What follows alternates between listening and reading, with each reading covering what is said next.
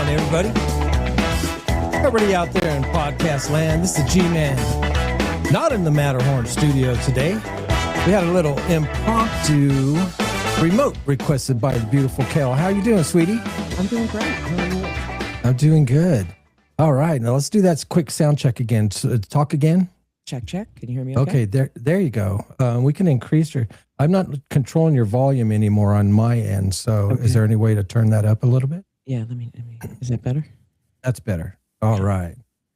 So what are you doing? You told me there's a garage sale coming up that you're prepping for. It's the biggest little garage sale is back. We did this I may want to last year. throw some things in there. Yeah. It's this is amazing. It's put on by Cumulus, who is cable, KOH, those great stations, 95.5 The Vibe. Right. And they did this last year. It was later in the summer, so they're doing it earlier this year. Maybe we'll do two. That would be really cool. And it's all day. It's from 10 to 4, I believe, on Saturday, April 25th. Where's it being held at? Livestock Event Center. Wow. $3 to get in, free parking. Okay. And like hundreds of vendors. And it's all the stuff I have is basically new. It's pretty much brand new. Are you doing this by yourself, or did you throw in with a little community? I have a friend, my friend Marsha, Jenny Pez Dispenser's mom, is taking the booth next to me, and then my friend Carrie Hart and her son are going to help me. So this is going to be fun. It was a blast last year. It really was. The problem is I was out of town all last week, and now I'm like super time compressed. I have like nothing ready, and everything's stuck away in my second bedroom. So I have to like bring everything out because it's all mixed in with stuff I'm keeping, stuff I need to get rid of, and I got to figure out what's what.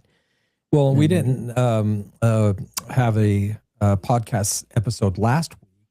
Of course, at my request that time, I was just so far behind on a few things. I needed to get caught up, and so I feel you on that. So, but we wanted to throw down, for today and not, have things lagged too much. So, last week we talked about what's the matter with copycats, and of course, 2 weeks ago technically.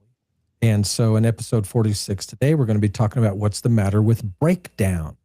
Okay, so now when I originally say that, Kel, what do you think when somebody says, I had a breakdown? My car. I think car. Because both of mine are down right now. Especially like last week, you referenced, dude, you stole my car. Right. I think it was 2 weeks ago. I think in last episode. Yeah. But yeah, I'm having problems both of my vehicles right now. It's not cool. We just had a water pump. Oh go God. out. $1,200. Oh shit. Yeah, that's what I said. Like, oh man, that's a good hit right there. I hate but mechanical problems. They're so expensive, but you got to have them. So you got to freaking expensive. Got to have your wheels. And so yes, I have an extended warranty on both of mine. But the mechanic I used screwed it up and told him it was actually an aftermarket problem, so they won't cover it. Instead of just telling him it was an electrical issue, he told him what the specific problem was, that somebody else had installed shit and it fucked up my horn. So that got screwed up. And I tell you, there's horror stories. But you're right though. I think probably survey says, if we're on the Family Feud, probably like the number one answer. It's just like when the word breakdown, what do you think it normally is, right? And so I would agree. Cars are mental. Well, and that's another one that we'll kind of, talk about, not, dive too deep down that rabbit hole, but it's definitely, a reference. The whole show in itself. Yeah. And so, but before we get too far in, I want to, again, give everybody a due shout out. Thank you to the sponsor of the show, World Matters Incorporated, the creator and producer of the show, Big Bongo Productions. And of course, there's shout outs that we'll probably do during the show, but that being said, as you guys can see that we are now incorporating video, although it may not be the best studio, output right now, just to dust off some things and, check out some of the systematic requirements, bug troubleshooting, working out bugs, things like that. Kel knows about working out bugs in the the tech side of things. So, but in episode 46, what's the matter with breakdowns? Kind of want to pose, I was thinking about what's the thing we kind of like want to focus on. We'll go all over the place, but Kel, what I wanted to really I guess, kind of gravitate towards, let's put it like that, is the part of where you have a breakdown. It doesn't necessarily have to be a bad thing, Uh-huh. right? And one of the most useful things I think at different times in our life is break down things, to identify what your identity is, right? Mm-hmm. And so we'll talk about that a little bit.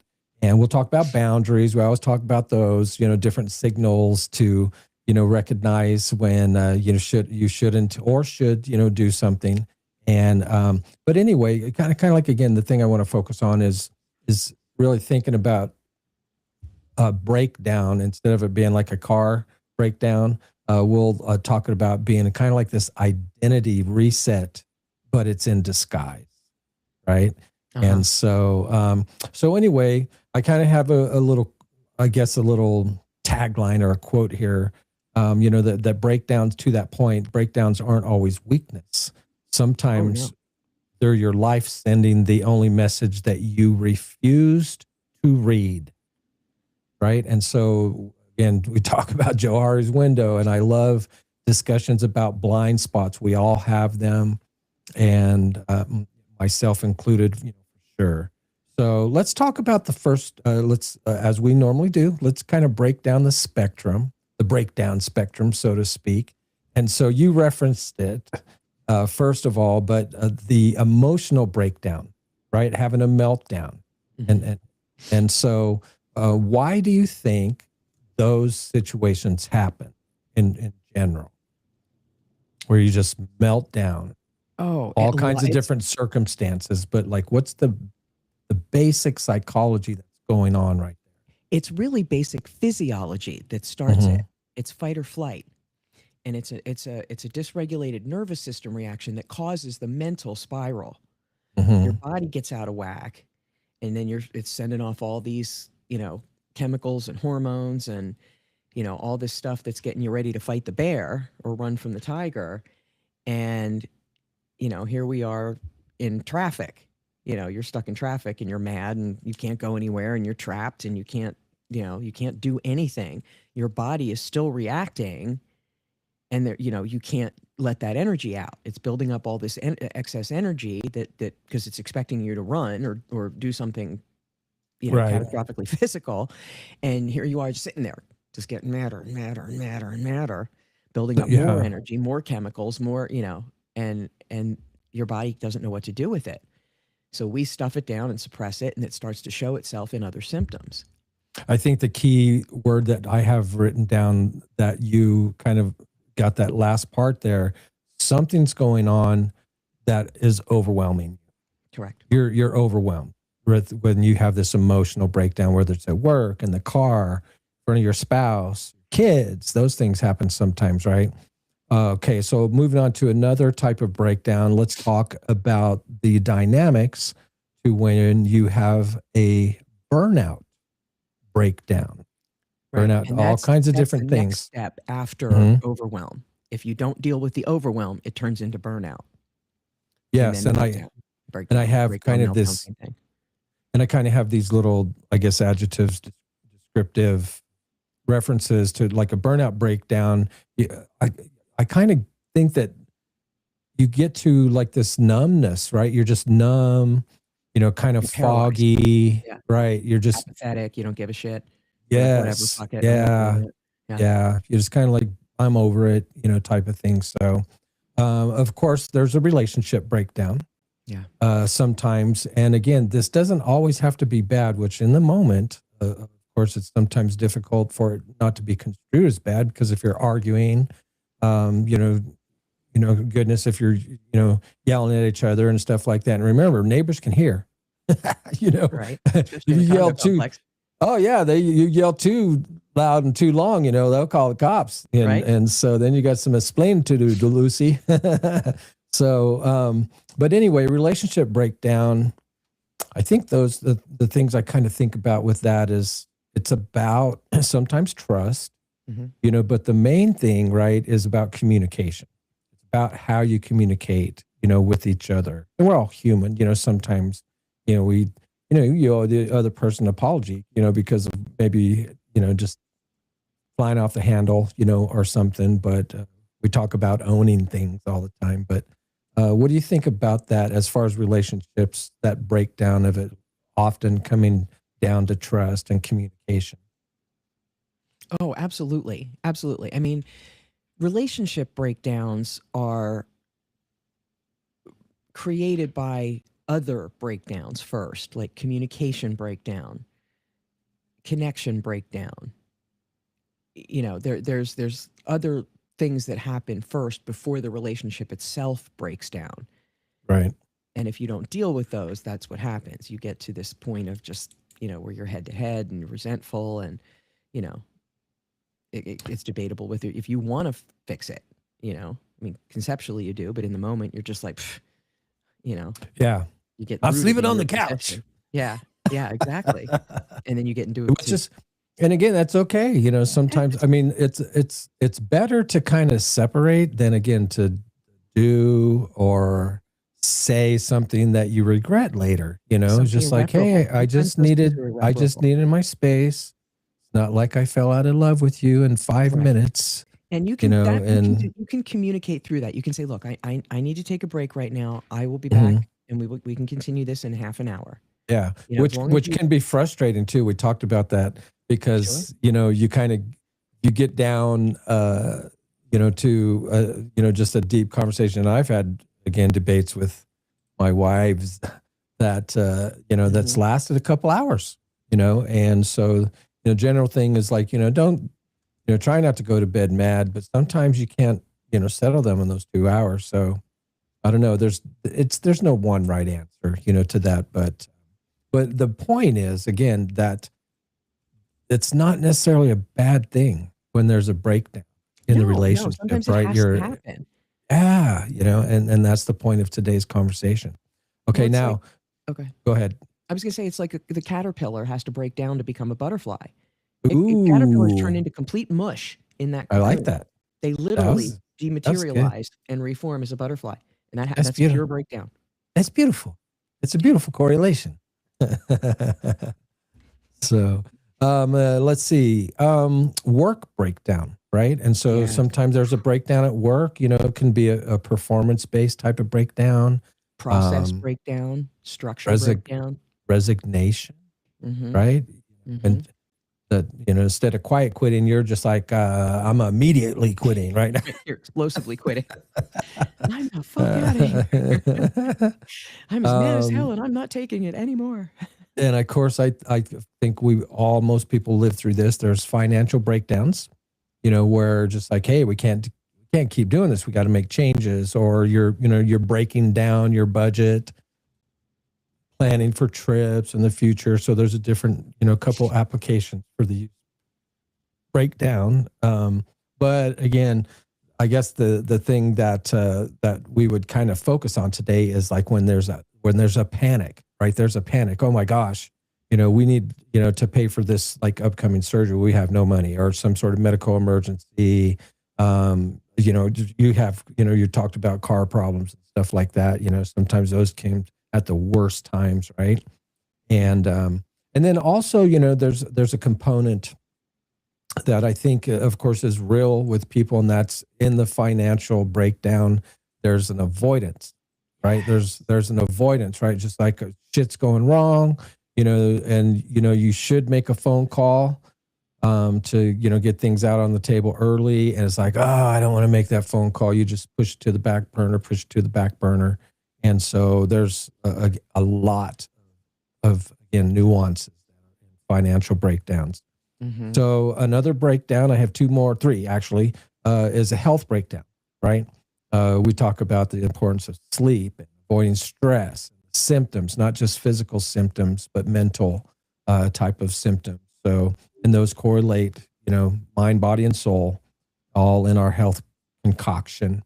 Sometimes there's a systems breakdown. Yes. I forgot about that appointment. I'm so sorry I didn't put that in my calendar. Just like, I had to drive 2 hours. Oh, I'll be right there. uh, so some sort of, again, I used a calendar example, but something again. As you know, I'm a big believer in having systems together. Not to the extent my wife is telling me the other day, those commercials, Becoming Your Parents.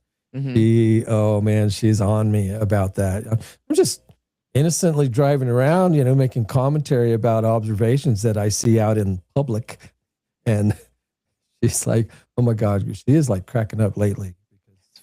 What was an example? I said something, and then back to back, right?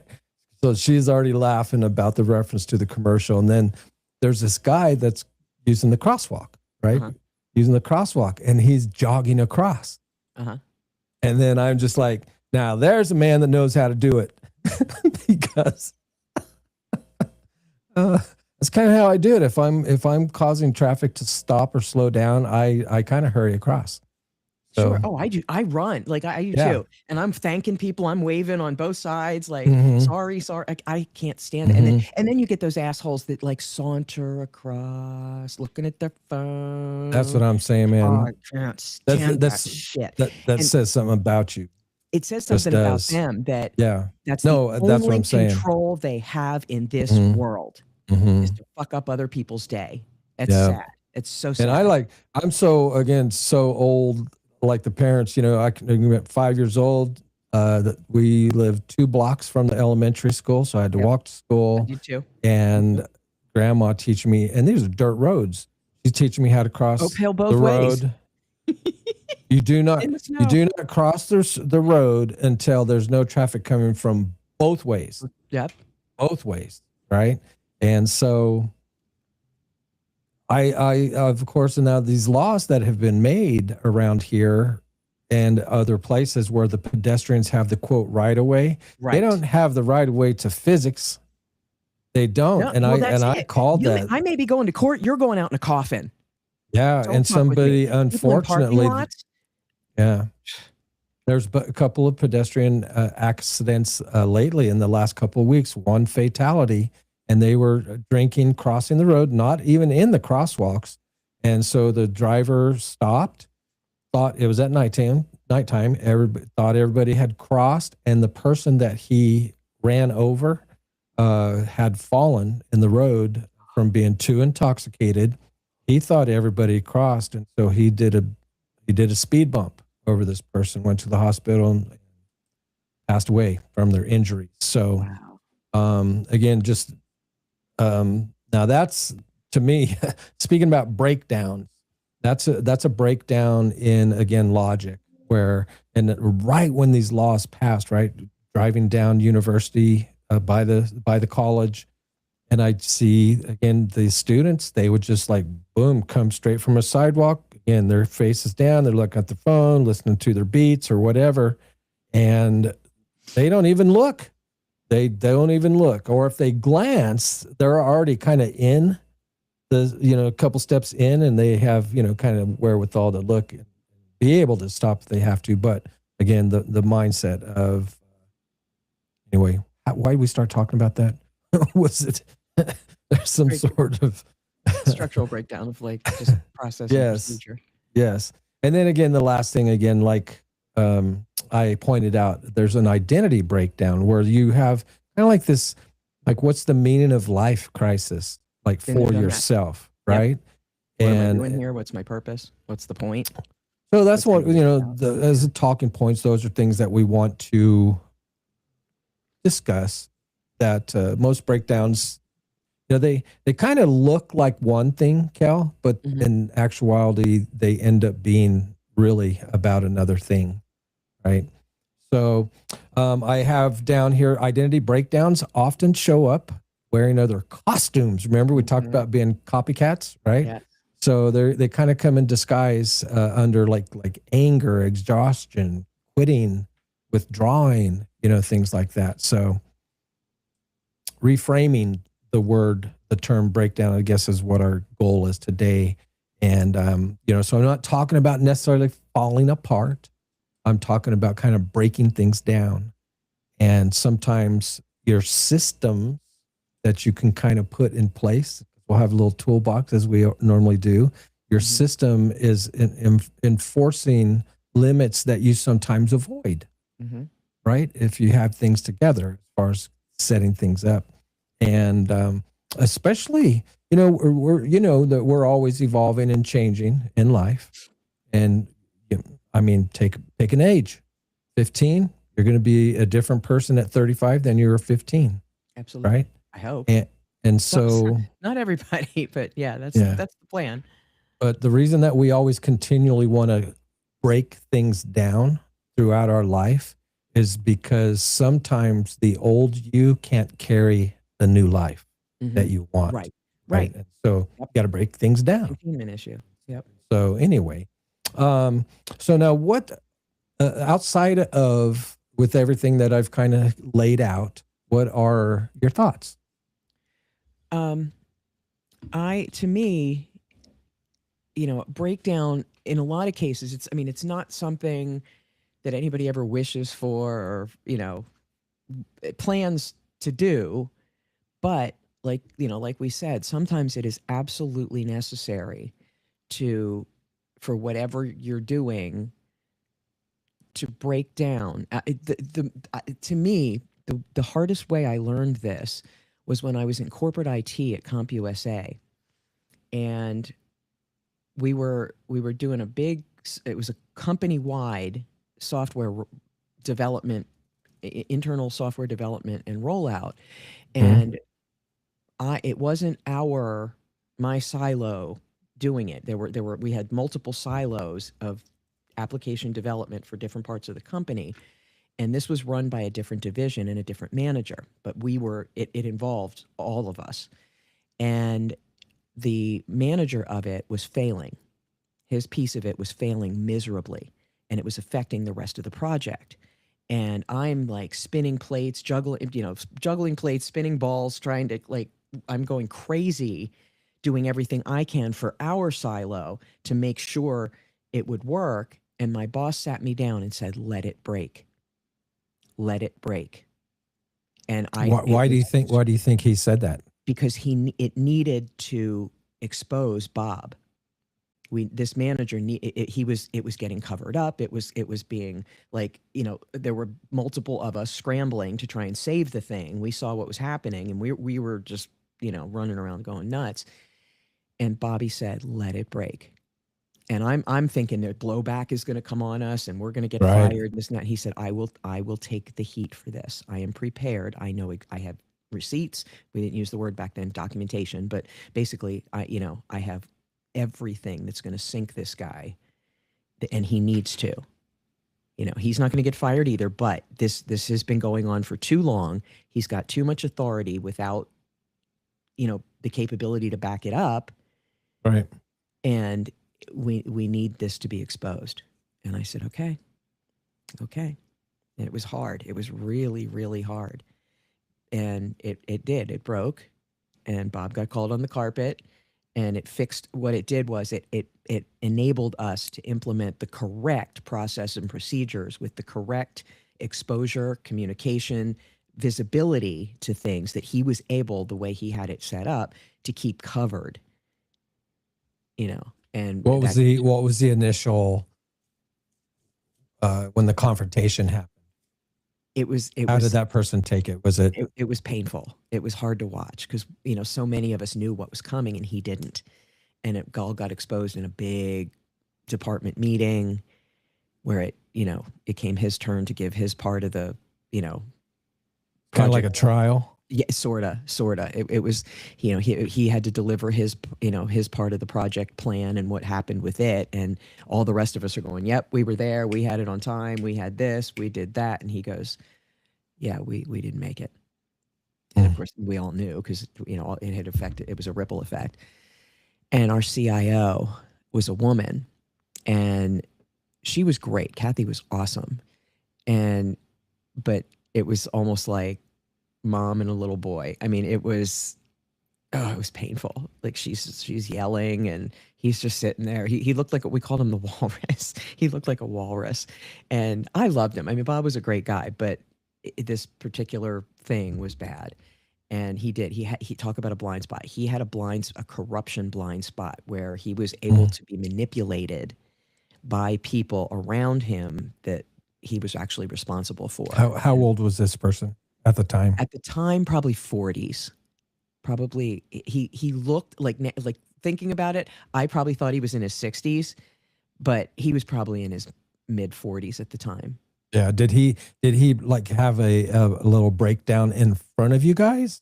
Like, was it just facial? He didn't start crying, did he? He kept it. We knew, but he kept it. He kept it contained because he knew he was wrong. He had no defense. So Right. there was no We pointing had fingers. There was no humble pie. definitely some humble pie. And And did he continue working there? oh Or did gosh, they let yeah. him? Oh Yeah, yeah. yeah. I Okay. mean, we like I said, Kathy knew. I mean, there was Things got better. yeah. He was the only one who Okay. didn't really know we were onto it Yeah. because And we knew that's this had to happen. the point, is that again, in the moment, breaking things down or having a breakdown or having somebody force you to Yeah. break something down isn't always the It most cost pleasant $2 experience. million, and I mean, Yeah. it was ugly. Yeah. We recovered, but that was tough. Yeah. I'm surprised that you didn't come up with this, but another breakdown that I didn't mention, but it's definitely part of our culture is music. Break it down. Gosh. How many song references? Break down, break dance, break down, Break it down. to the verse, break down to Like, the yeah, even as a performer, break that's it just that's an easy tagline, Yeah, it just is. like turn around to the band, break it down. Break it down. Ah, I love it. I love it. Oh, Uh-oh. Is it there that we time? are again. Well, yeah, at the end of the first segment, I guess it's normally good. So I was wondering how we're going to do the Laughing Crickets about breakdowns today, right? So we talked about some of the things that I'll allude to in the next one because it's a setting where there's some little counseling going on between a couple. But the first one, let's talk about an animal. And we're going to go to like Disneyland in a way, just in a pretend standpoint, or think about a cartoon or something like that, because the stories about this penguin. Do you like penguins? I love penguins. Oh, cool. Okay, so I think you're gonna like this one then. So this one's about a penguin, and this dude is driving a car on vacation. So he's going on through Arizona, and he notices that his oil pressure light is on. Okay. Right? Talk about car breakdowns. That's why I got this joke here, because it's about a breakdown. So he gets out, sees oil dripping out of his motor. So he drives to the nearest center of town and goes to a gas station, right? Drops off the car. And so he has some time to kill. Obviously, it takes a little while. So the penguin, he goes around town for a walk, sees an ice cream shop, and he's a penguin. He's in Arizona. So it's like, man, that's going to really hit the spot, right? And so he decides to go ahead and get an ice cream. He gets the biggest dish of ice cream that he can and sits down, eats it. And, penguins, right? Do penguins have hands? Yeah. No, they have wings. Are They're you little paying flat wings. attention? Are you paying attention? I'm the trying to figure out the punchline. live chat on the YouTube. Stop it. Like, this is important. Man, I'm going to have you repeat the joke back to me. What did you miss? Where's the penguin at right now? Does he have hands? Well, but where's he at then? Oh, I don't know. Where is he? He's in an ice cream shop. Oh, right. He's eating. Oh, right, that's right. The ice cream. Got it. Important, Cal. Okay. Focus. Focus. Okay, so he sits down and eats this thing of ice cream. So, of course, now having no hands, that he kind of makes a mess, right? Trying to eat because he's just got flippers, So, yeah. So he finishes somehow, some way, he finishes this ice cream and he goes back to the gas station and he's asking the mechanic, so, hey, did you find the problem? And the mechanic looks up and he says, it looks like you blew a seal. Penguin snaps back. Oh, no, it's just ice cream.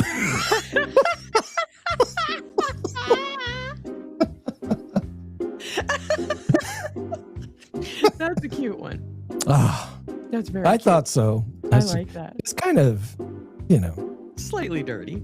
slightly dirty. I love but good double entendre. I really do. All right. So now I mentioned the married couple. Right. So the married couple, 35 years of marriage, right? I never made it that far. I made it to like 20, and then I'm on 23 now. But 35, that's up there. Warriors, love warriors. So anyway, but as we talked about, you got to break things down every once in a while. These guys weren't getting along. So they did the responsible thing after 35 years, and they're going to go get some counseling, Kel. Now, when they were asked, and with the therapist, they asked what the problem was. And as you can imagine, I don't know why I say that, but the wife, she goes into this tirade listing every problem that they ever had under the sun. Everything. All the years they've been on and on and on. Neglect, lack of intimacy, emptiness, loneliness, feeling unloved and unlovable. Yeah. An entire laundry list. You get my meaning? Yes. Just all these unmet needs that she endured. 35 years. So finally, after she completely unloaded herself, the therapist gets up, walks around the desk, and after asking the wife to stand up, he embraces her and kisses her long and passionately. As the husband watched, he was watching. And the woman quietly sat down, all dazed and confused, right? And the therapist turned to the husband calmly and says, "This is what your wife needs. At least 3 times a week. Can you do that?" The husband goes, "Well, I can drop her off here on Mondays and Wednesdays, but on Fridays I got golf."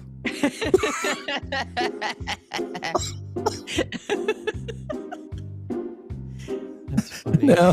Now in this situation, now can't you agree that, this man was obviously doing the best that he can? Oh. One more. Call this one tractor therapy. So we're in therapy again. And I got to get my country. I don't know how I'm going to do this. Because this guy's name, the first guy that I'm going to talk about, his name's Cletus. Okay. So Cletus, so thinks, what? The South, right? So deep country. South. Okay. Yeah. Country. So Cletus, he's passing by his buddy Billy Bob. Okay. Right. Cletus and Billy Bob. Cletus and Billy Bob. So if you feel me? So they both, Deliverance. anyway, yeah, they're both friends. And so anyway, Cletus doesn't know Billy Bob's coming by. So he goes by the hay barn looking for him one day when he looks through the gap in the door and he sees Billy Bob doing a slow and sensual striptease in front of this old green John Deere tractor. Oh, yeah. He's just like looking through the cracks and everything, right? Saying, "Look at this." Anyway, it was hilarious, right? Because Cletus, Billy Bob, his buttocks are all clenched up and he performs this slow pirouette and gently slides off the first or the right strap of his overalls, and then it's followed by the left strap. He's into it, right? And then Cletus can't believe it. And then Billy Bob hunches his shoulders forward, like Patrick Swayze in a classic like striptease movie. lets his overalls fall down to his hips, and then it revealed this torn frayed plaid shirt. Right? And then he grabs both sides of the shirt, rips it apart to reveal this stained ass t-shirt underneath. And so his final flourish, he tears the t-shirt from his body and hurls his baseball cap into this pile of hay. Now, Cletus, he's seen enough. He goes in and says, "What the heck are you doing, Billy Bob?" "Geez, Cletus, you scared the bejesus out of me." Billy Bob says, he's all embarrassed. He goes, "But hey, here's the deal. Me and the old lady, we've been having trouble lately, going to counselors and stuff in the bedroom department, and this all therapist. She suggested I do something sexy to a tractor." Her. A tractor, yeah. To a tractor. You can see that happening. Absolutely. That's the scary part. I can A believe classic, that. a classic misunderstanding. West Virginia, Alabama, Mississippi. All right. All right. That's enough. That was good. At 3. So did I do a good job Yes, interweaving those were great. breakdowns, in there?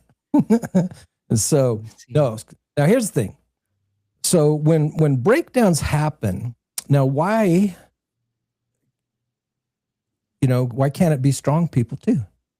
Oh, Because you're absolutely always it taught, is. right? We Hey, just cover it up better. yeah, you got to stay strong. Real men don't cry and stuff like that. But but strong people, the notion that strong people don't break down, that's a lie. That's bull. Yeah. That's a lie. Oh, absolutely. I mean, a small percentage. We just don't see it, right? I guess maybe that's the point, is that like we want to be able to control how and when we break down, right? Yep. Would you agree with that? Absolutely. Or at least the visibility of it. If you can't control the timing, at least who sees it and how. Mm-hmm. But yeah, we definitely kind of want to kill that myth that strong people don't break down, because they do. I think and they that's should. pretty well debunked. Yeah. Like we've had Oprah has come out. I mean, we've had some big people come out and tell their real stories. Man, why are you bringing up Oprah on the? No, I'm just kidding. Tony Robbins. I mean, all of them. All of the the big name strong people that we know in this world. Every single one of them has a massive story that most people don't know. Right. Do you think that those strong people, do you think that they actually notice signals earlier than, say, average people? Absolutely, we do, but we ignore them. We cover them up, push them down, ignore them. I got this. Mm-hmm. And then they build up. We think we can handle one, and then the second one happens, and we're pushing that, and then the third one, and pushing that, and you get this snowball. You may not see the snowball right away. Mm-hmm. You see it. You see little pieces, and you handle them as one-offs, and keep handling them and serving them back and playing tennis, and then it just gets to be too much. So that makes me think of this. So let's say you're a strong person, right? And if you, like you said, when things happen, these signals come in and you just push them down, you deal with them, push them down. And so there's a tendency, right, that muscle, kind of like muscle memory, you're building them up. And so over time you become stronger and you become less vulnerable, more resilient, to things that can make you break down. Mm-hmm. Now, my question though is that is there a potential that if you are continually doing that, pushing it down, getting stronger, getting more resilient, would that also lend you to being more insensitive to when others break down? It can. It absolutely can. Because you get to a point where you're like, look, I have dealt with this and much more many times. Buck up, buttercup. And that's the thing, is like, what if the person is at that time, they're needing that soft shoulder. Sure. But you become so rigid in your, and that's I think we live with that too. That's when you really need to use your discernment and feel like if I go softer with this person, can they take that as support, not victimization, not use it as more victim juice, and then try and extract more. That's my tap dance with that, because I can go either way. I can always see the full 360 of somebody's situation, and I have to decide in the moment with my response whether it's going to be, soft, neutral, or a little insistent, which may come off to them as insensitive or harsher or whatever, if they're looking for that, more of a victim acknowledgement thing. Well, I never want to enable somebody to victimize themselves. Yeah. You know what I mean? And there's a lot of that right now. Yeah. A lot of people are just in victim mode. It's kind of like, again, and I'm thinking just, again, different dynamics. Because again, it isn't an exact science. There's a blend of maturity, Emotional experience, intelligence, empathy. Yes, exactly. experience. Yeah. hmm because there's also times where whether you're a strong, weak, or average person, there's times where a person should actually ask for help a little bit sooner, Absolutely. And right? for strong people, that can be really hard. We're used to being the ones people go to when they need help. Exactly. So when we need help, we're like, who do we go to? We often don't have somebody, necessarily above us or that has more experience than us to, to approach. That's why I think it's important that, people like us, coaches, mentors, managers, leaders, have their own mentors and coaches and leaders, even if it's each other. It's important because of the blind spots to have people you trust around you that can call you on your bullshit and that are strong enough to call you on your bullshit and are willing, when I'm in the middle of some rant to go, all right, Cal, I've had enough. And then I'll go, oh, sorry. You know, I'm very easy to break down, but it doesn't seem that way, especially if you don't know me and haven't tried it before. But Yeah. I can go off and I'm never ever aimed at the person, but I can sound angry and, you know, and if it's, if somebody can't Well, handle just it. so you know, I'm not going to be out and out confrontational. I normally rely on a little bit of facetiousness. Right. And however you have to do it, I can usually recognize in the moment that, okay, I'm being a little too much here. just know I always love you. Oh, and vice versa. And I So this appreciate. is the first time, everyone, that we're using this Riverside software, and so excuse me while I ask Kel a question. So are you able? Do you have a chat window I up to do. your side? You Yes. do. Yes. Okay, so as normal, I'm going to leave that up to you. Yep, I got it. I have a chat window here, and it looks like it's coming in from the YouTube live. Awesome. Because I Awesome. So tested it. I just made I just said hi from the face from the YouTube page, and it popped into our chat here. So that's awesome that it's tied like that. Because I yeah, was having to watch both, and I didn't want to do that. So yeah. Oh, let's see. Let's check this out. It says open chat. Oh, did you say hi? that's me. Yeah, that was That was you? me from Okay. YouTube. It's my YouTube handle, Creator Cal. All right, I love it. You're on it. You're on it. So finally, a little bit of strides here, even though we're kind of pretty casual about it. Hey, you guys wait and see. One of these days, you're going to see us in a professional studio, and you're going, "Wow!" So yeah, we got all that stuff coming up. It takes time. We're busy. It does. Especially Kel. Yeah. So let's see. So yes, strong people notice signal signs a little bit earlier, I should say. Anybody can, I guess, take the notion, or not the notion, but the point of, like, look for ways to ask for help sooner. It doesn't always have to be your immediate family.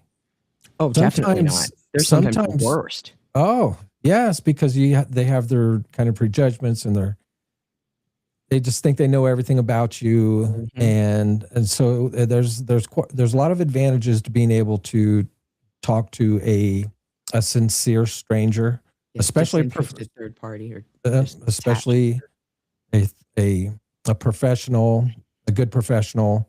Again, but like Kel said, somebody that has no skin in the game, no win or lose, no matter what. It's just pure, unfiltered, caring. This is what I see. Yes. Yep. And so, what does the term toxic positivity mean to you? Toxic positivity. What are some examples of that? Significant to me because in the New Age spiritual community that I live in, there is a shitload of that. We call it the love and the light, and get all these people running around deluding themselves that by being in this community, all people are going to be nice, and all the people in this community are all on the same page, and we're all on the same mission, and all trying to spread love and light around the world, and that everybody should feel that way, and that eventually we're going to hit some tipping point where all of humanity gets on the same page and realizes that love and light is the only way. It's a delusion. This construct is not built that way, and it's not supposed to be. We're not all supposed to be on the same page. Now we can be all working to improve things in different ways and for different reasons, but ultimately we are never going to get 8.2 billion people all moving the same direction, thinking the same general thing. And so toxic positivity is basically planting flowers over weeds and not dealing with the real root issues that are going on as they're developing and festering underneath. Is that kind of like sugar coating? Sugar coating, absolutely. All that is toxic positivity. Any kind of glossing over something for the sake of making people comfortable, but not fixing the root cause, the root problem. If you want to think about it, pharmaceuticals are toxic positivity because all they do is treat the symptoms. They're not looking for cures. Yeah, so you're basically what it is. It's all the flowery stuff to make a person feel better about something, but there's no practical solutions that are offered in the end. Right. Whereas again, what I was taught, anytime that you have to deliver some bad news, is you start with something good, give them the crap in the middle, and then offer some hope in the end by giving them some solutions to what it is. Options. Even if they're not, say, agreed upon, it's just like, hey, I don't know how it's going to turn out, but this could be a solution, or this, you know what I mean? Offer something instead of just like, just saying, look, you're a piece of crap, or poo-poo, exactly. But so we're gonna a little bit later. I have this little dashboard that I put together since we're talking. I knew the breakdown thing, just like your car. I see what you did there. So this is where people are going to be ignoring these proverbial warning lights. And then you act all surprised and shocked when your engine when the dies. car doesn't run, right? Right. Divorce came out of nowhere. Everything was fine. Oh my God, I don't know if she's gonna get mad at me. Everywhere. I'm fine. But it's fine. It's all good. I'm good. I saw somebody. We're watching this little episode of this series called Hijack last night. Hijack. What? So somebody Hijack. Oh, it's pretty good. Yeah, it's like two seasons. It wasn't bad. But anyway, so this computer, person, like her boss, and they're like doing some technical stuff and troubleshooting and whatnot. And then he kind of like, you have over 12,000 emails? And she's like, I have a system. System, you don't read them? Just let them build up. It reminded me because I have this thing written down as far as like avoiding, things and ignoring things. If I don't open the email, it's not real. Right. I have 43,876. You do? Yep. Oh my gosh. If I ever start approaching 100, man, I'm freaking out. I get like 300 a day. Oh, that's crazy. I will never do that. There's no way. Now, under this avoidance stuff too, let's talk. We'll just comment on it. What about a person? Do you know people that do this? I know I do. It's like when they're offered help, right? They're just like, no, I don't need any help. I'll do it all, and then they resent people for it.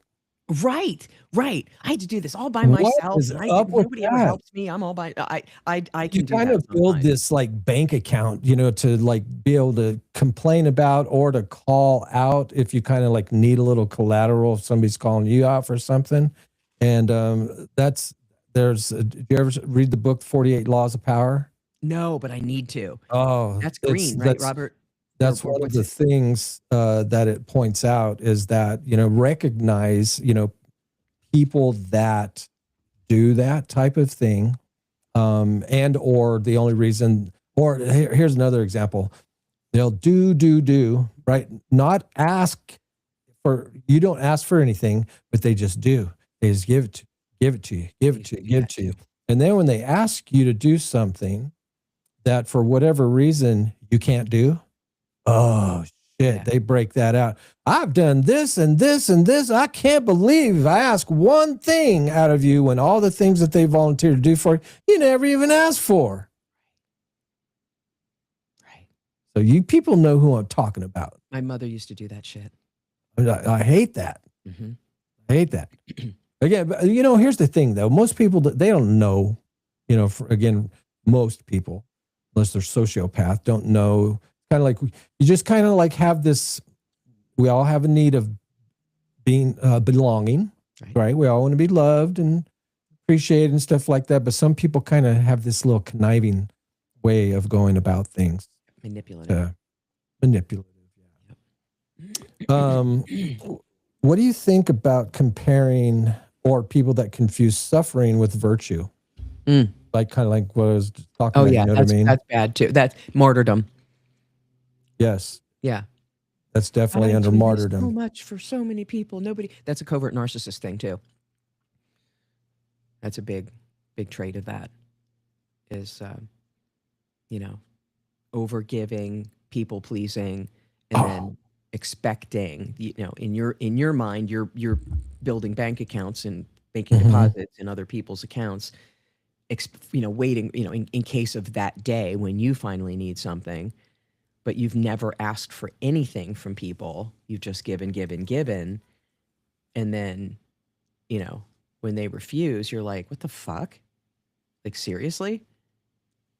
And again, we're not truly, again, trying to roast people, especially I'm not roasting anybody in specific if I did, but again, just we got to, just call out different types of human behavior.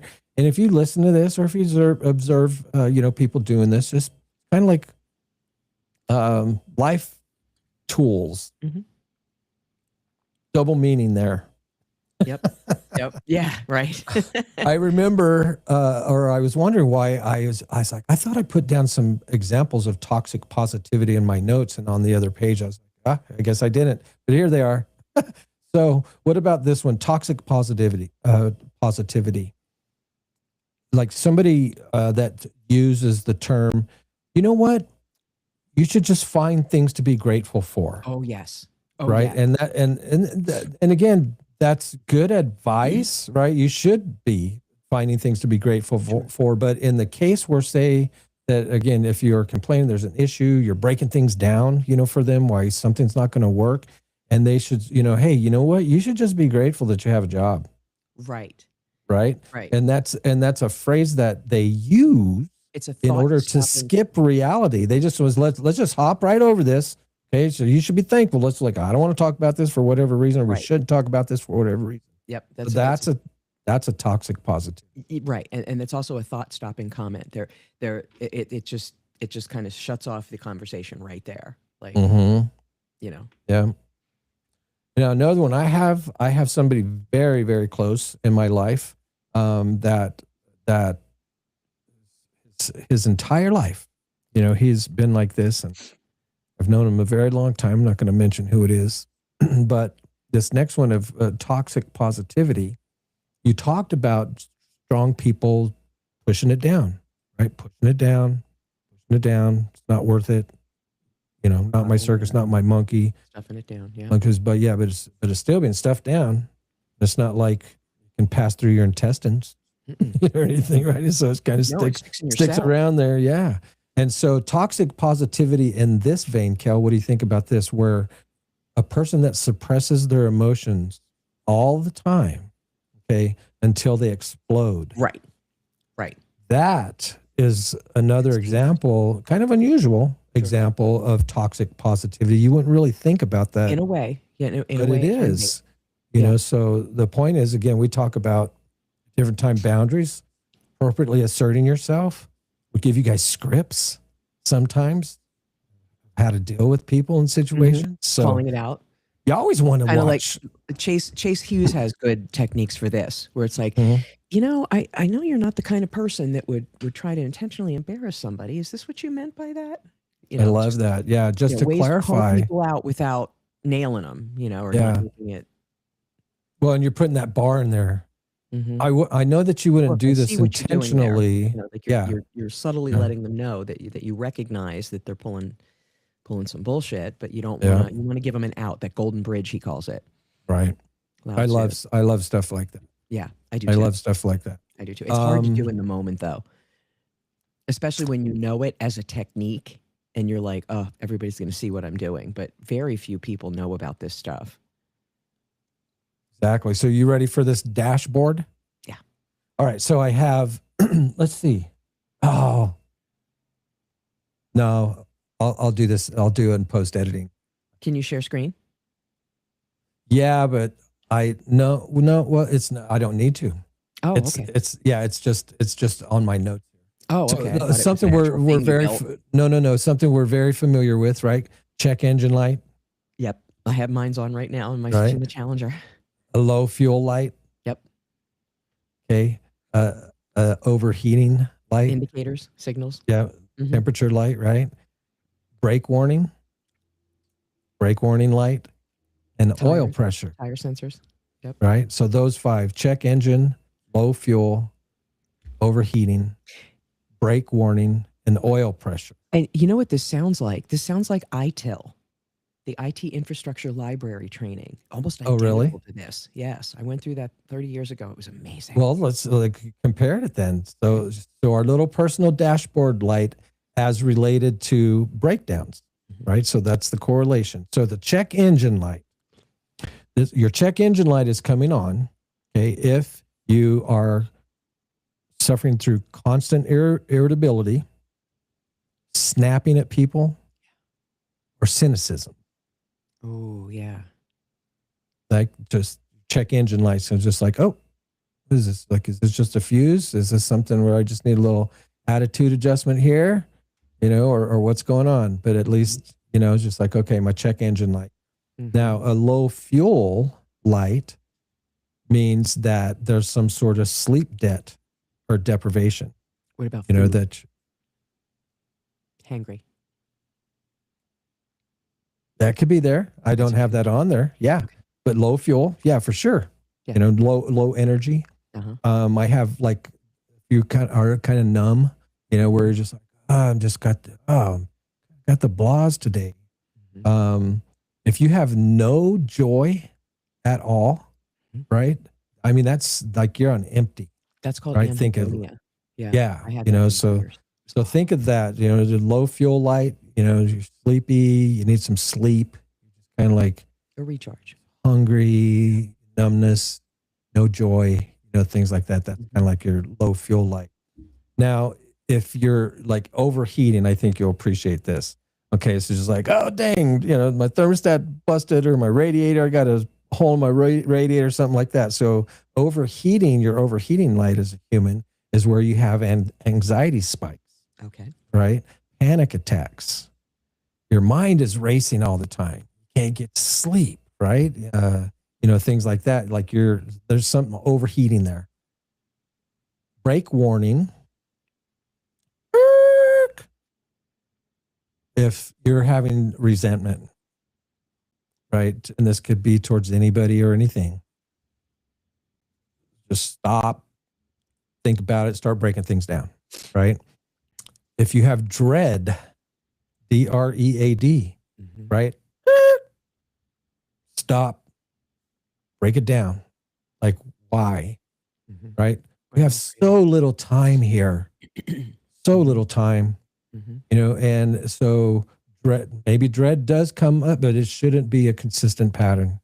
If there's something that's happening like that, that's definitely a break warning. Stop. Yeah. Another thing is avoidance. This is something that bleeds into all different kinds of areas of our life, where there's like, hey, I need to make a doctor's appointment, or I need to talk to that person appropriately about something that they're doing wrong, and I can't. I mean, there's, so.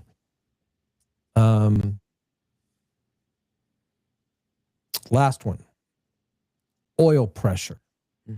Your oil pressure light is coming on as a human if you are continually in isolation. Sometimes we all like to be alone. I mean, having a couple days where I don't even have to. Adrian calls it. She's not peopling. Not peopling. Yeah. Yeah. Yes. No, I'm not doing humans today. Type of thing. I love that. Absolutely. Your oil pressure light is coming on if there is any type of trust crack in your life. Could be a spouse. Again, could be a partner. Could be a neighbor. And you keep swearing that ain't your dog's shit right there in my yard. I don't got cameras, but it looks about what your dog would put out. No, I'm just kidding. I don't know where that came from. Yeah, so like a breach of Trust cracks. Yeah. Oh, maybe it was because like you didn't trust him and, it came out of dog's crack. I don't know. All right. Oil pressure. Relationship friction. Right? That's like, again, oil pressure, you're supposed to have it a constant thing. So if it gets too much, things going to blow. Yeah. Right? That's where the pressure type thing for people that aren't mechanically inclined, that I am, especially as compared to my brother. So after all that, check engine light, low fuel light, overheating, brake warning, oil pressure. We should post that. I think I'm going to post that. Yeah, I like in the description. We'll go ahead and do that for everybody. All right. So another thing I have here in a bullet point, Kel, is which light is flashing for most people right now? Which one of those 5? Check engine with the irritability, low fuel, overheating because of anxiety, panic attacks, brake warning, people resentful, dreading things. I think there's a lot of overheating and oil pressure. Yeah. Yeah. Probably. A lot of anxiety, a lot of fear, a lot of dread. I guess that would be. And that's causing, the overheating's causing the oil pressure. Right. That's where you get, trust is cracking in our institutions. Yep. Putting pressure in our relationships. Mm-hmm. And my dog the other day.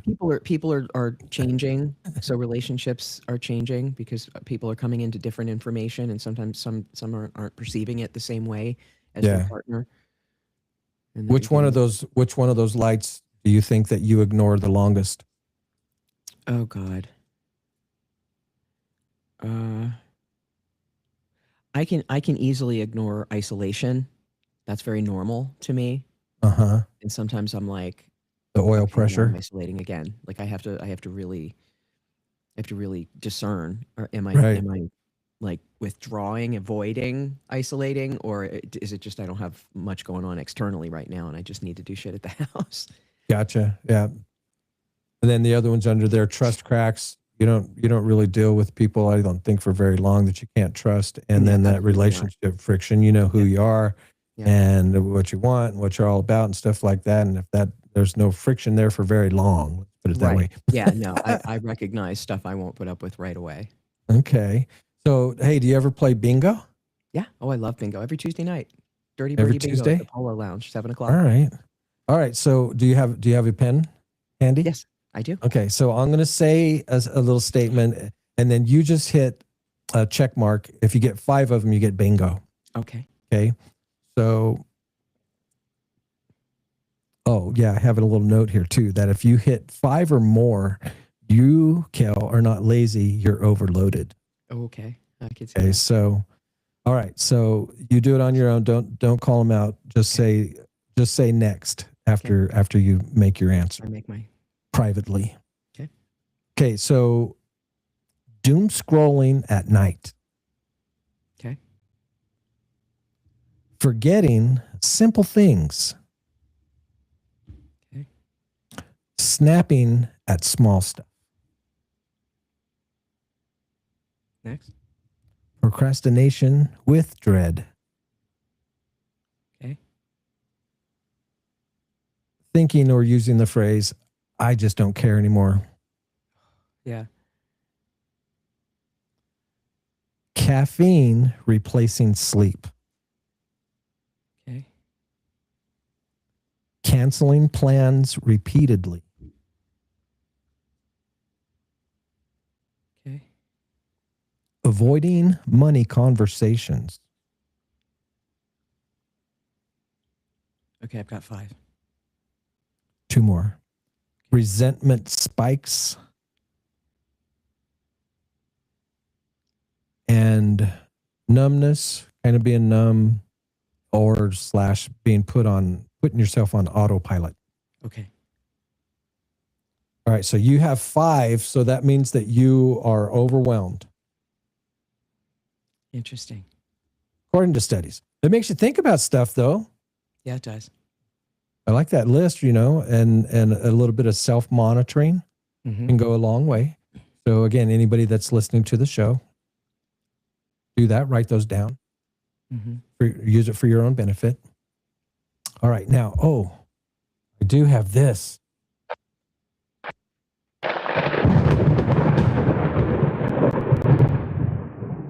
Because it's time for the lightning round.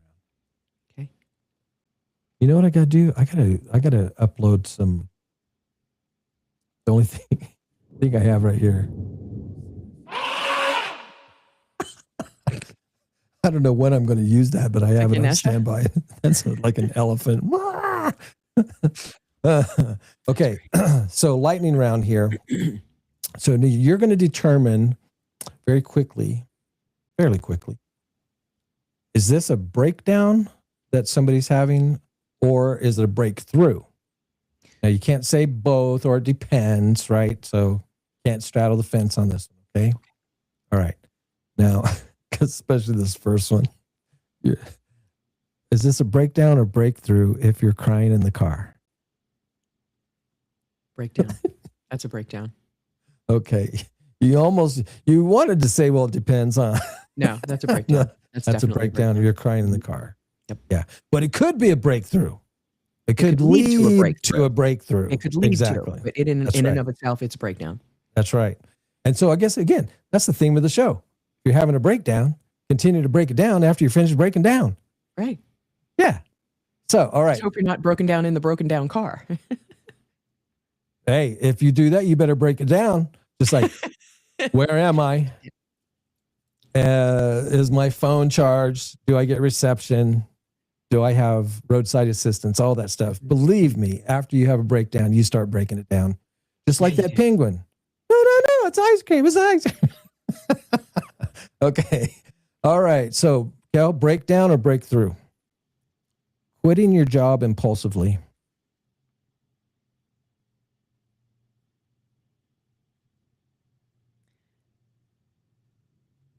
That's hard. I'm gonna say another one that's breakdown that leads to a breakthrough. Yep, exactly. All right, breakdown or breakthrough when somebody is asking for help. Breakthrough. Awesome. Breakdown or breakthrough, deleting your social media. I'm gonna say that's a breakdown. Okay. Why so on that one? Explain that one. Because, and again, this one is a depends, because if it's just, a personal social media account and you just use it to scroll and keep up with friends and stuff, that can be a breakthrough. If you're just like, I've had enough of this, no more of this infighting bullshit, left, right, you, me, up, down, RD, Right. If your feed is filled with a lot of that frictional crap. On the other hand, it can be a breakdown when, like, if you run a business, if you have any kind of like public persona where this is how people find out about you, communicate with you, get, things from you or give things to you, that can be a breakdown. Like if you're running a business and it's not going well, or you're trying to post content to get, structure and following and all of that, and it's slow, and you just go, fuck this, I'm done with this shit, and you delete it. Yeah, and in that case, as a business, though, I mean, you could get a separate account. Right. But I see what you're saying, though. Done that were trying to create something, that was more than just a personal account, and they got fed up with it and just. And what's interesting though is I've seen quite a few friends that have done that they've hopped off, and then eventually they come back on. They come back. Because that's the problem with it, is it's a central point of communication for a lot of people now. That's how they don't know phone numbers anymore. They use Messenger. They don't, they post on somebody's wall. They, it's become this almost avoidant way of. I don't answer. I don't open anything. Anybody sends me something in Messenger, I do not open it. I'll talk to you, communicate with you, but like if you send me an attachment, unless again it's something that I know is coming in trust. Well, sure. Or if it's like a Yeah. PDF or something that's not going to have a packet with it. Yeah. Now, Um, breakdown or breakthrough. Yeah. And I want you to think about this. Okay. Okay. So, breakdown or breakthrough, cutting off a friend. That's another one that can go either way too. Correct. But Sometimes you if have to it's pick one. yeah, But you have to pick I'm gonna one. say breakthrough, because usually by the time you get to that point, there's been enough breakdown that this person needs to leave your life. We are on the Even if same page on temporarily, that but one. yeah, I'm gonna say It's breakthrough on that it's like one the because key was a friend, you know, right, assuming that they are a true friend. By the time you are cutting them off, it's not some momentary little right, squabble, right? right. It's if you're And cutting them off, if then somebody flames out at you and cuts you off in mhm, a moment of breakdown, mhm. that can be a breakthrough too. Like maybe you needed to let them go and you didn't want to be the one to cut it off. I had that happen Or I twice. thought we were better friends than that. Right, right. You know, so Or if this they is yeah, good if you can't discuss clarification. it with me and try and work it out and you feel the best course is to just cut me off with no explanation, then that's fine. That's on you, and I'll consider that a breakthrough and a release in Yeah. my life that now opens space for somebody else. Now, is this a breakdown or breakthrough? This is kind of dumb. Like taking a personal day off work. Oh, that's a Taking breakthrough. That's yeah, totally a breakthrough.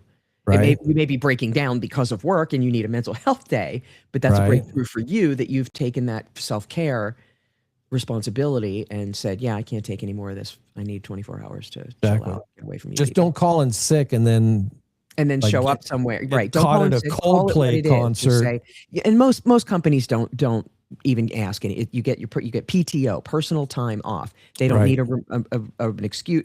It's if it's not planned and you call out, you know, that can be, sick, but normally nobody cares. Like Yeah, it nobody's looking for reasons anymore. seems like employers have adjusted, Right, they've especially, had to. I mean, legally, uh, they've had to. This has right. become illegal. It got so bad where stupid companies thought they were entitled to your freaking life, and they Mhm. needed to know every detail and have a doctor's note and all that bullshit.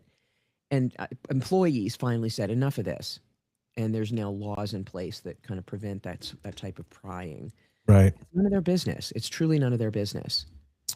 All right. So, breakdown or breakthrough, if somebody starts, I already know what you're going to say, starting some sort of therapy or coaching. Oh, breakthrough. Absolutely. Oh gosh, yeah.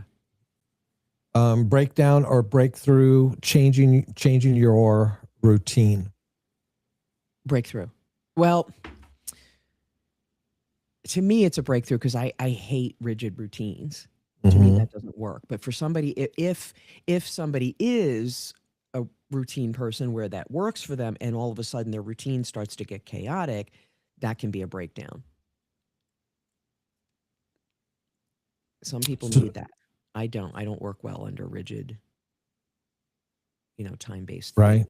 But some people do respond well to that, and it can signal a potential breakdown if a normally ordered person suddenly starts doing things that are out of sync or out of character for their normal mode of operation. I'm always chaotic, so people never expect rigid consistency from me. So I'm going, we talked a little bit about the toxic positivity. Yeah. Right. So just think of somebody going, I'm fine. Right. And who knows what'll happen after that. So kind of under that context of the basic thing, I'm fine. Which kind of could mean I'm overwhelmed, but I don't want to be a burden. I don't want help. Yeah. Or I don't Right. want burden. And yeah, Or I this don't is want my problem to deal with that nobody else needs to. I get that way. That's how I am. Yeah. Yeah. So same type of thing. So let's go through some of these little phrases and kind of think about the possibility of what they could really be saying, right? Or going through, right? What would be an example of something that they may be going through if they go, I'm just tired? Overwhelm, Overcommitment, too many people pulling at them, needing things from them where they haven't had a chance to recharge on their own, not getting and giving too much and not receiving. So many of those things that we mentioned at the front of the show. I'm running on debt. There could be some financial stress. Sure. I'm just tired. Yeah. Um, They could have an emotional vampire around them. So again, we've talked about this. If there is kind of like a sleep, again, admittedly, maybe a little bit easier said than done, but there's something about whenever I get just rock bottom, I'll just for 2 days off grid, sleeping, just sleeping, pajamas. Yep. I need to get my energy back. Yeah. Well, I'll shower still. I don't. So I'll go a couple days where I don't. Yeah, maybe if Netflix, like back in the day, when Game of Thrones and stuff, we used to binge on that. But yeah, so 2 days, 2 nights of recovery sleep, right? What do you think if somebody says it's not a big deal? It's not a big deal. Yeah, minimization. There you go. Yeah, that's what I have written down. Yep. Right. What if they say I don't care? I really don't care. Apathy. Right. I care too much and I'm protecting myself. Yeah. Is what I care too much and I'm protecting myself. Yep. Kind of like, having a little filter, there. When they say I'll handle it, what do you think they mean? I don't want anybody to see the messy process that this is going to take. Oh, you almost said the same thing I did. I put down, I don't trust anyone, and I'm afraid to ask, anybody else to do it. Yeah, it's a perceptual thing. What if somebody is continually going, I'm busy. I'm too busy. Avoidant for sure. Yeah.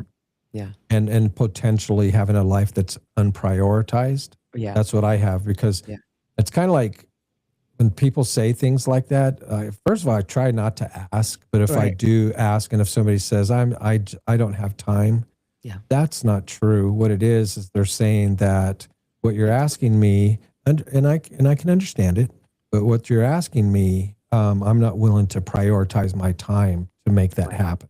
Right. And that's okay. But you don't have to to come out and say that. Nobody's going to come out and say it. So just that's not valuable enough. I can't fit it in my schedule. Got going on. Right. So a couple more. What if somebody says, again, I don't have time. I don't have the time. Yeah, that to me, that can be like a dismissive, avoidant thing. Like, I don't want to hear it. I can't, I'm not interested. It's a way to sort of justifiably blow something or somebody off. Yeah. Also, maybe a way question. I'm busy or I don't have time. Could be a way also of avoiding coming to grips that they don't have some sort of boundary also. Right. So somebody says, last one, I'm just stressed out. Yeah. What are they really saying? They're saying that I'm not properly managing my energy. Yes. We're on this. I'm not regulating my central nervous system. I'm not exercising. I'm not doing something, and my body is reacting. Well, and you may. I'm carrying too much alone, is what I have down, and it doesn't mean that you have to, again, have a relationship with somebody. You don't have to be in a relationship with somebody to go out and seek help, no matter how much of an introvert you are. Right. All right. So the things I have here kind of closing up is our identity, our meaning crisis, can show up as, again, just being numb, being cynical about, I can be cynical about some things. Oh, I absolutely can. For sure. What's the point? Often triggered by a transition, loss, boredom, some success without fulfillment. Wow, that's an interesting one right there. Success without fulfillment. Classic story of, say, getting to a level that people would dream of. They would just give anything to be in your position and you still don't feel fulfilled. Old identity fails. And, we talk about that copycat mask when it doesn't fit anymore. Maybe again, as we get older, I can admit, say, hey, some of my best days have gone by, speaking of athletics and stuff like that, but that doesn't mean that I can't continue to forge new identities, new skill sets, different areas, redefining yourself and all these different things. Never stop growing. Yep. All right. Now, what do you think about, let's go, what's the verdict? So this is a thumbs up or thumbs down. Again, this is a no-brainer. Even though we're kind of bagging on breakdowns somewhat, but still pointing out that breakdowns are necessary when you can still break it down even further and build something better when there are breakdowns. And so thumbs up or thumbs down, breakdowns are sometimes necessary. Absolutely. Okay. Thumbs up or thumbs down, most breakdowns come from avoidance. Yeah, I will agree with that. Yeah, I would nudge that way too. Yep. I saw you thinking about it because that is one to think about. Yeah. But yeah, absolutely. Because you're avoiding facing, you're not necessarily avoiding some activity or some thing to do, but you're avoiding, acknowledgement of the situation, yeah, definitely. And it started out with the key word. If it said all, but it said most breakdowns, not all breakdowns come from avoidance. Most breakdowns come from avoidance. Right. Yeah. Oh yeah, definitely not. That was a key word. Yeah. All right. Thumbs up or thumbs down. What's the verdict? If you rest,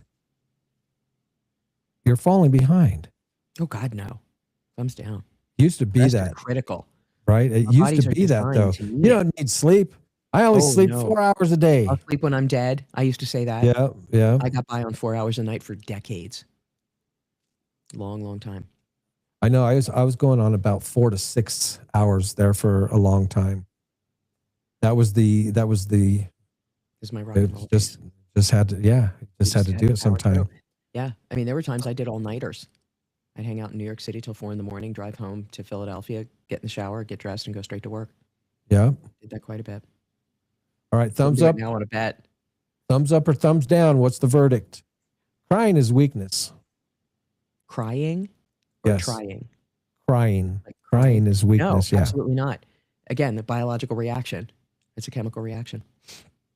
Let it out. Your body needs to release.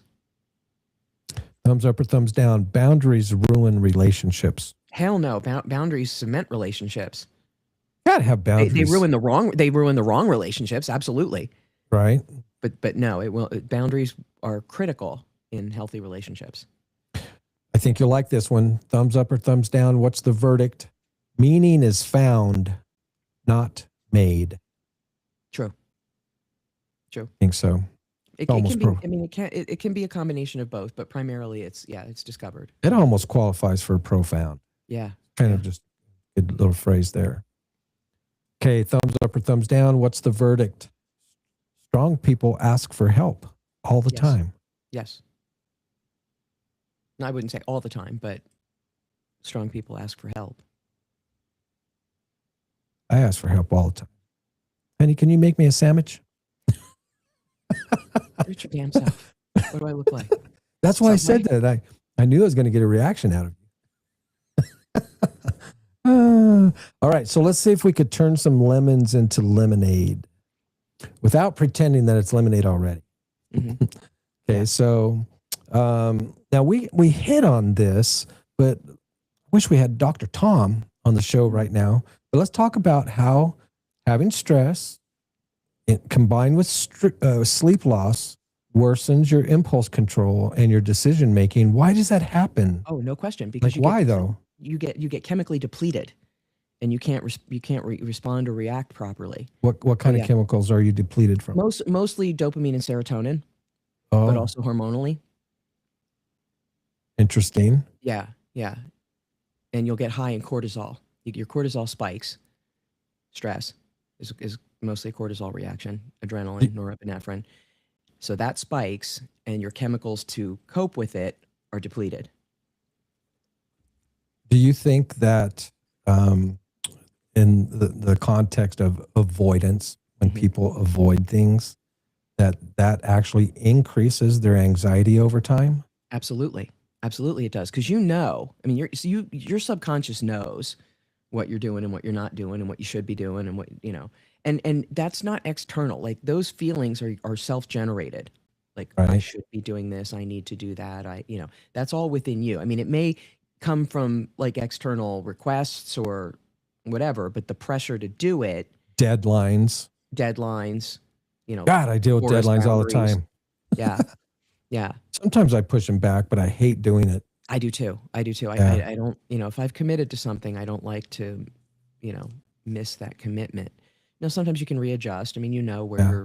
your, limits are, but, um, yeah, it's Sometimes it got to be like that, homie. just is. It is what it is. All right. Do you think or talk about how having just connection and support with someone else anytime that you need to recover or tap into resilience, how important, how and why? Obviously, it seems like it's a no-brainer, but talk about the why when you have connection with other people to tap into for support that just improves your recovery and your resilience when you are suffering from a breakdown and then coming out of it. And for the most part, other people can offer a perspective you're not seeing that can help you, give you more options. Those to blind respond. spots again, Yeah, right? like The little blind spots. Yeah. Yep. And they can offer support, they can offer empathy, compassion, advice, sometimes just holding space, letting you vent, not trying to solve when, you're so busy trying to solve everything. Sometimes you don't want more input like that. You just want somebody to listen to your energy release. Yeah. So I have a little triage checklist. So if somebody's going through a breakdown is hitting, right? Little strategies.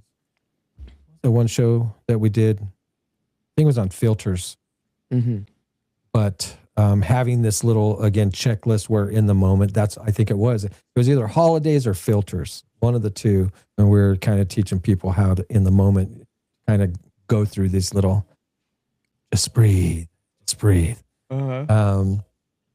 So when a breakdown hits, so I'll comment and then you agree and then and talk about why it's important or why you disagree.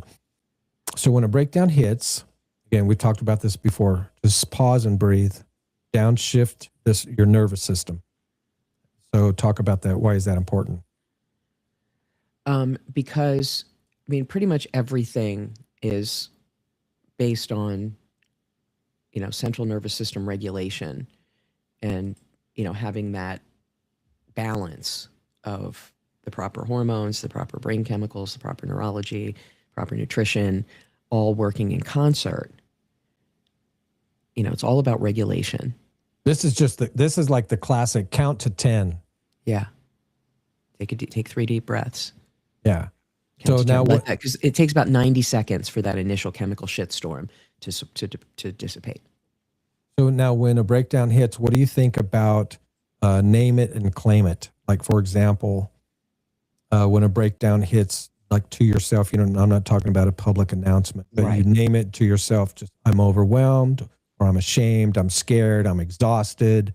How important, why is that important that a person pauses to do that? Name it and claim it. It's name it is, crystallize it in your mind. Okay, what's actually happening here? What do I feel? What is this? And then claim it is find it in your body. Where do you feel it in the body? And, actually, do a body scan, feet, ankles, shins, calves, knees, thighs, all the way up and go, okay, where do I feel this, whatever it is, pressure, energy, pain, however your body responds to this type of thing, and locate it and then let it, acknowledge it. go, okay, yeah, I feel this pain in my chest, or I feel this That's pressure true. in my gut. You know, and you don't think about it because like it could be something where it's not necessarily like pain, but you know, your heart actually sometimes aches. Yeah. It just kind of like feels like it hurts, right? It's just and then there's sometimes where you have the frog in your infamous, throat, that catch. yeah, the lump in your throat. You know, and there's a difference between having kind of a frog in your throat and a lump in your throat. A lump in your throat is, I don't know, it's a different emotion that's going on, you know? So interesting. Now, what do you think about, again, just stabilize your basics, right? If you have a breakdown, stabilize your basics, drink some water, get something to eat.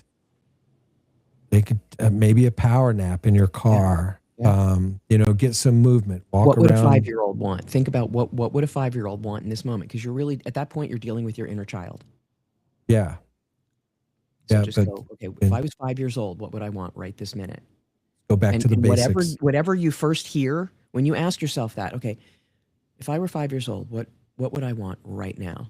And whatever first thing comes to your head, a hug, a drink, ice cream, pizza, whatever, do it.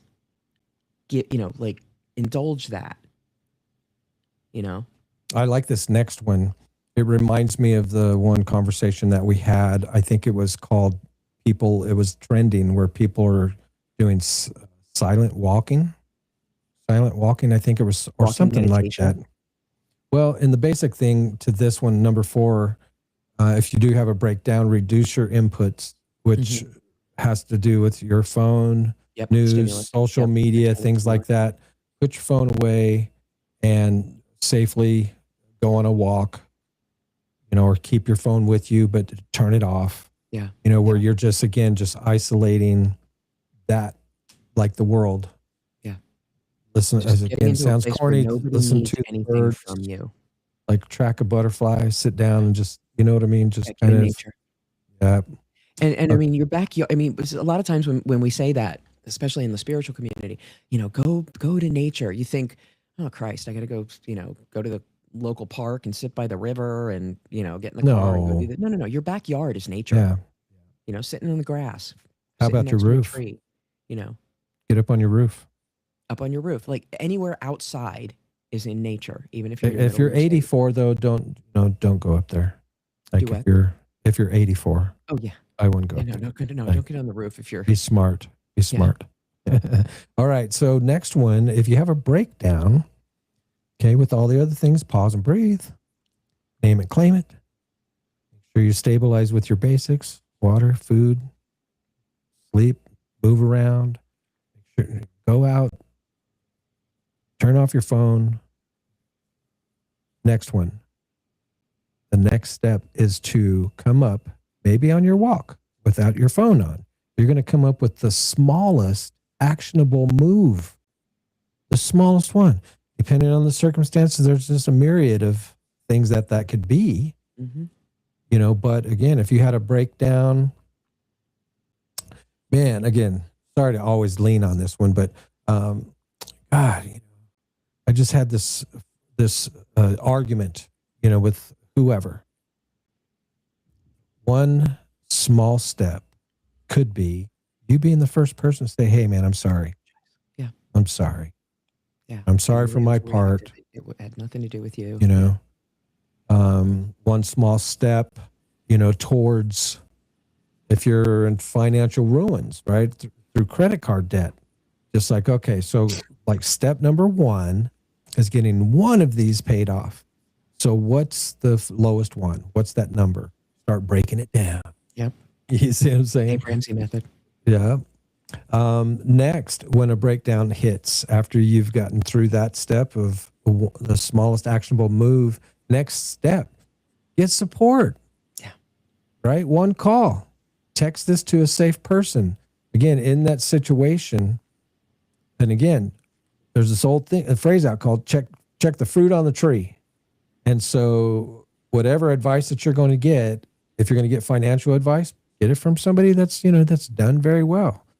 If you're going to be getting relationship advice, like talk to somebody in a couple that has their stuff together. Yeah. Never take advice from see it at somebody whose work. life you wouldn't want to live.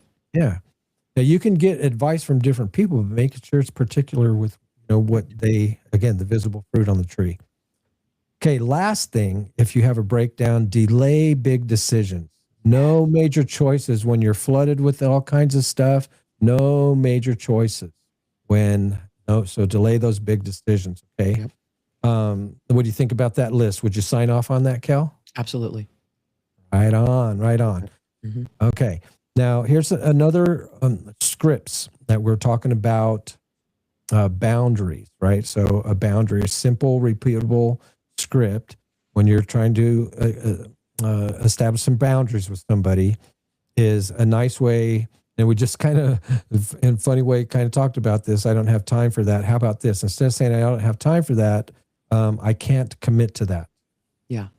Or even if you like the person, don't say this being disingenuous, but you say I can't commit to that right now. Right. But give me a couple of weeks, I'll get back to you. And then make sure that you have the ethics and you do follow up. Otherwise, just leave it at I can't commit to that. Yeah, let me check my schedule and get back to you. And you do this. I can't do X, but I can do Y. Yeah. Right. I can't do the whole thing. I can do that. Yeah. That's nice and gracious. Another script. I need time to think. I'll answer you by this date. Okay. Right. So you don't have to immediately let them, turn them down. And again, only if be sincere about this stuff. Yeah. And then Kel said this to me before. That doesn't work for me. I mean, that's blunt, but I mean, you're not, again, BSing them saying, I don't have the time for that. Yeah. I'd rather have somebody say that doesn't work for me than somebody say, I don't have time for that. Right. It's kind of saying the same things and maybe semantics dancing around it, but. Or worse, like, sort of committing, like, well, oh yeah, that sounds like a good idea. Let me, and then not being able to commit or follow through or, giving people that hope, or that potential, opening that tab that there's a maybe for them instead of if you're not going to do this, just say, yeah, that's not going to work for me. Sorry. Exactly. And what do you think about this one? I think you're going to like this. What if it's, again, this is a tense moment, right? This looks like a work type of situation. Okay. What do you think about, I'm not available for that conversation in this tone? That works in relationships too. Right. Absolutely. Like you're with some, narcissist or. That would be something where for sure an equal, a colleague. Yeah. But even appropriately, read the room, but, for a boss, to appropriately stand up for yourself, just like, hey, Joe, you're getting a little bit out of bounds here. I'll talk to you, but I'm not available for that conversation in this type of tone. Yeah. I'm not your kid. I like that. Yeah. I do like too. that. I do It's too. stern and articulate. It's a very mature way to, Mm-hmm. Shut somebody down without going, hey, who the fuck do you think you are? So tool number 3, a 3-step relationship repair. It's a little micro process here, right? 1, 2, 3, bada boom, bing. Okay, first, like own your part. Mm-hmm. Hey, I came in hot, or I shut down, I avoided this or whatever. Just own whatever part, and even ask, right? Golly, if you really don't think that you did anything wrong and you're in an argument, just like ask your significant other, just like, hey, like I'm trying to figure out what part of this is mine, so can you tell me, like, what did I do wrong? What did I do, and where did I go wrong? And then they'll tell you normally. Name the impact, right? This is classic stuff, right? That probably made you feel like this, right? Where you're not saying this made me feel like this, right? Or you made me feel like this. Oh, that's just bad stuff, That's right? a no. Yeah. You do not like you can frame it to where when you did this or when you said this, I felt this.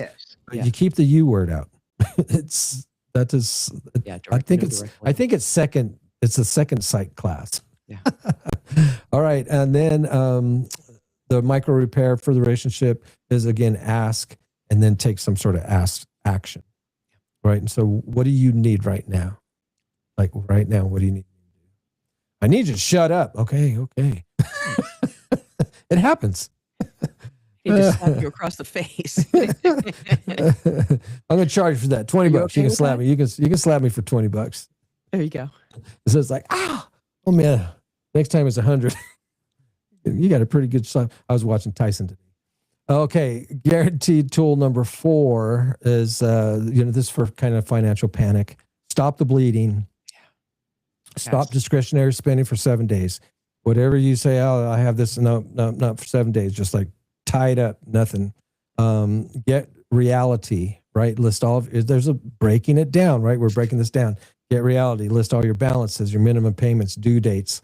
Again, we as adults eventually, you got to do this eventually if people don't. Well, what happened was with the advent of online banking, people stopped reconciling their checking accounts. Exactly. They wanted it Exactly. that way. Yeah. They wanted it Yeah. that way. They got all these bank fees and stuff, billions and billions every year. Yep. But I used protect to your know my exact essentials. bank balance all the time, and I don't anymore. But protect your essentials, your housing, utilities, food, transportation, obviously. One call, negotiate one call. One call for somebody that you want to ask to negotiate for hardship options. Yep. Could be utility company, creditor, whatever. Have a weekly cash plan mapped out. And then again, one action today. You're going to sell something at Kel's garage sale? Yep. Are you going to return something that you don't have never used? Cancels a subscription? Mm-hmm. Maybe pick up some quick income by working a day or two, a week, something like that. So a 7-day identity reset challenge. Last thing here, Kel. This is for, again, getting back to your identity. Okay, day 1, ask yourself, what identity am I clinging to that's breaking? It's breaking, and I'm clinging to it. That's a great question. That's really so good. Question. I love that. Mm-hmm. And day 2, okay, what do I actually value now? Because our values change. Diaz was talking about that, right? We're talking about corporate stuff, and our values change. Values change in businesses. Values change with ourselves personally.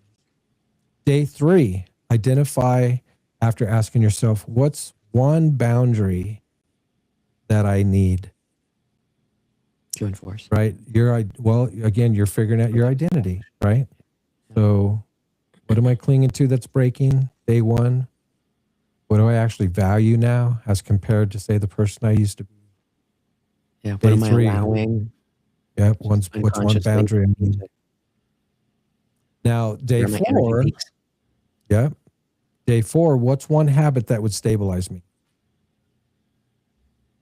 Day 5, what's one relationship I need to repair? Mm-hmm.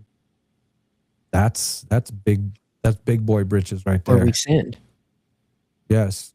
Repair or let go of. Day 6, what's one fear that I'm avoiding? There's something about confronting your fears. That's a good one. Whether it's speaking in front of people or, again, reconciling your bank account. It's so easy with QuickBooks, people. Day 7, what does the next version of me do this week? Oh, that's right. A good one. I think that started. That's a good one. Day 1 and day 7, those are probably my favorites. Yeah. What identity am I clinging to that's breaking right now? And then day 7, what does the next version of me do this week? And everything in between will lead you to that, right? Yep. So I like that. I do too. Maybe we'll put that on there too. That would be great. So, all right, Kel, let's wrap it up. What are your final thoughts on today's episode of What's the Matter with Breakdowns? I thought this was good because it's stuff all of us deal with every day, and especially with the breakdown of current society overall, which that's clear that that's happening and needs to a point. That's triggering, I think, a lot of individual breakdowns in people as they see, all these allegedly permanent structures crumbling. and deal with day-to-day frustrations of things failing and, things that we just depend on and expect that we're realizing are not permanent. So that makes you question yourself. Okay, well, if these, 100,000 whatever year structures can falter, what if my little 58-year life is, and identity architecture is a tough thing. If, we're not, most of us are conditioned to be one thing. I was pretty fortunate because I never fell into that trap. I watched my parents be one thing and cement their identities in it, so that when they wanted to do anything outside of it, they felt trapped. Because this is who I am. Don't ever declare that. Sounds like a change. Sounds like a Greek tragedy. Yeah. Story. We tell ourselves a lot of story. I love it. Episode 46. Thank you for listening to What's the Matter podcast. G-Man and Kel. Today we talked about breakdowns. Not as a failure, but as deconstruction. Boundary signals. Sometimes an identity reset. We roasted avoidance athletes, martyrs, decoded the I'm fine lies we tell ourselves. Gave you guys some real tools as we normally do. Triage checklist, boundary scripts, relationship repair, and first steps for financial panic. And that 7-day identity reset challenge we just turned you on to turn those lemons into lemonade without even pretending. So, big shout out to our sponsor, World Matters Incorporated, the creator and producer of the show, Big Bongo Productions. All right, I think that we're going to be back next Wednesday, the same time, same location here in the Matterhorn studio for episode 47 of What's the Matter with Nomads, right? Nomads, Kel. We're exploring the hows and whys of nomads, past and present, from survival, tradition of freedom, identity, and that modern digital nomad life. That's going to be fun. So why do some people need roots while others need movement? And what does that lifestyle reveal about human nature, purpose, and belonging? Till then, be vigilant, be kind, and always remember that what you say matters. This is G-Man for Kel. See ya!